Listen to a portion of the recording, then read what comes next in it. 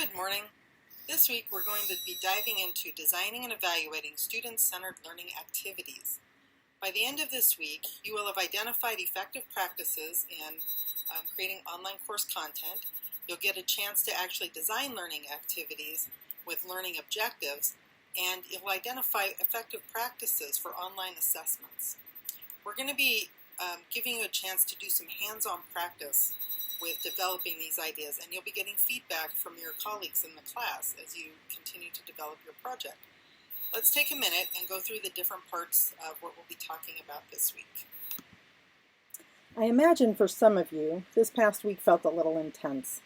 If you've never done this level of course design, thinking through the objectives on a unit-by-unit level might seem daunting. Without this work, however, as you begin to add resources and activities to your online course, both you and your students might become easily lost. One of the things that I do with my students so that I understand if they're getting lost is to give them a checking-in survey periodically. I do this in all of my online and face-to-face classes. It is somewhat labor-intensive for the instructor, but probably the absolutely best tool I've ever had for connecting with students. It's really quite simple. I set up a Google form and I ask students 4 questions. Sometimes I tack on 1 or 2 other questions, but the heart of it is this. What is going well for you in this class? What is not going well for you in this class? What can be improved? Is there anything else you would like to discuss with the instructor?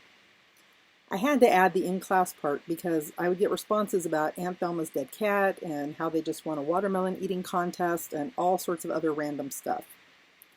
The third question I initially intended to give me feedback on what I could improve in the class, but it is used by the students frequently to self-reflect on where they can make improvements to be a better or more active participant. That's always a good thing. That last question opens up the floor for any concerns they might have.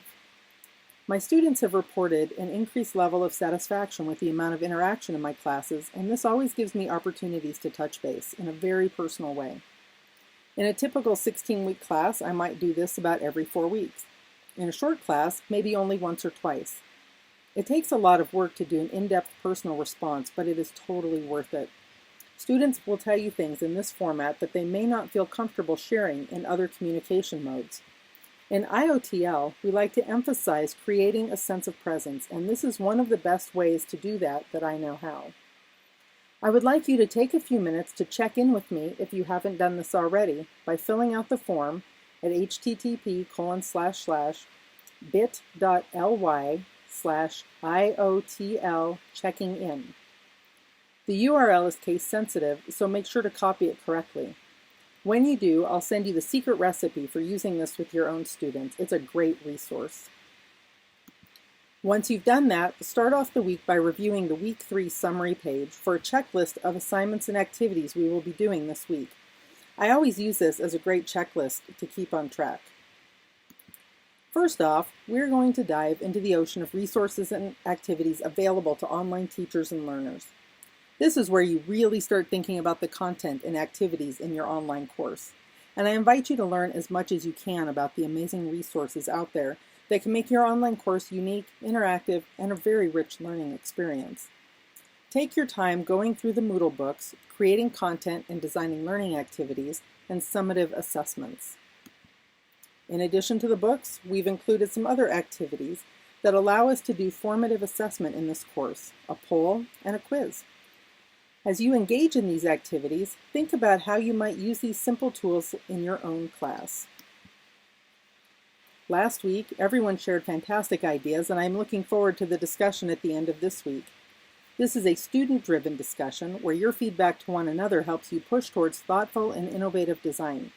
So you won't hear as much from the teachers in the discussion. I'll be listening though, so keep up the great conversation.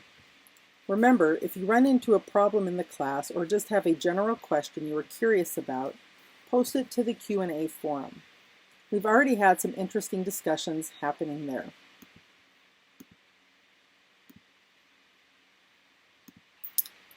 So, in case you were wondering what the buzzing noise was on the first part of the video, it's a little windy here today, and I'm going to see if I can catch this for you. We have a really big windmill in our backyard, and so that buzzing noise means that we were generating lots and lots of activity and electricity. I kind of expect you guys will be generating lots of activity this week also, and I'm looking forward to seeing what you create.